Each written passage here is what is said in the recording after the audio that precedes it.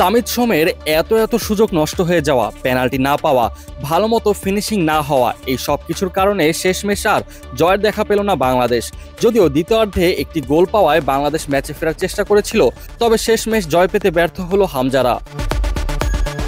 ম্যাচের প্রথম ২০ মিনিটে আক্রমণে এগিয়েছিল বাংলাদেশ।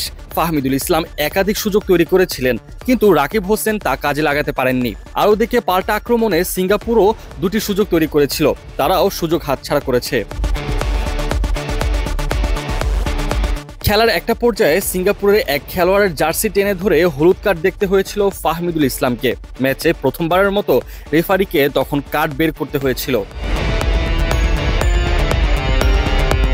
এদিকে খেলার প্রথম ৩০ মিনিটে গোল পেতে পারত বাংলাদেশ ও সিঙ্গাপুর দুই দলই, কিন্তু বক্সের মধ্যে থেকে সিঙ্গাপুরের অধিনায়কের বাঁ প্রান্ত থেকে নেওয়া শট ফিরিয়ে দিয়েছিলেন বাংলাদেশের গোলকিপার মিতুল। আর সামিত সোমের বাড়ানো দারুণ বলে পা ছোঁয়াতে পারেনি বলে গোল পাননি রাকিব। শুধু এখানে শেষ নয়, কমপক্ষে ৫টি আক্রমণের উৎস ছিলেন সামিত সোম, কিন্তু তার দারুণভাবে বাড়ানো পাসগুলো কাজে লাগাতে পারেনি রাকিব ফাহমিদুলরা। তবে প্রথমার্ধ শেষ হবার ঠিক আগ মুহূর্তে বাধে বিপত্তি।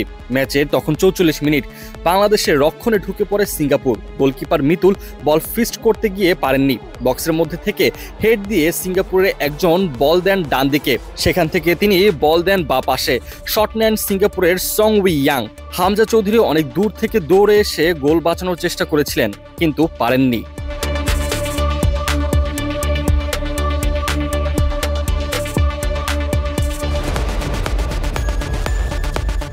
৫৯ মিনিটে বাংলাদেশকে ২-০ গোলে পিছিয়ে দিতে সিঙ্গাপুরের দ্বিতীয় গোলটি করেন ইকসান ফান্দি। বক্সের ভেতর থেকে নেওয়া সিঙ্গাপুরের এই ফরওয়ার্ডের শট বাংলাদেশের গোলকিপার মিতুল ঠেকালেও ভালোভাবে বিপদমুক্ত করতে পারেননি।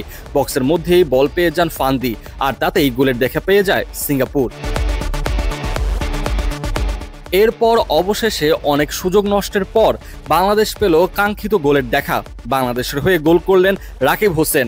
৬৭ মিনিটে হামজা চৌধুরীর বানিয়ে দেওয়া বল থেকে সিঙ্গাপুরের গোলকিপারকে বোকা বানালেন রাকিব, আর তাতে বাংলাদেশ পেয়ে যায় প্রথম গোলের দেখা।